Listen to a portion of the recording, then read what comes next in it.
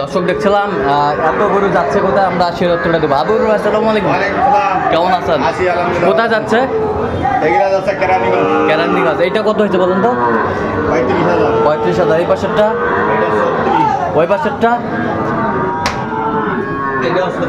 36,500। এই পাশেরটা? এই পাশেরটা 39,000। এই পাশেরগুলো একটু দেখি, এই জোড়াটা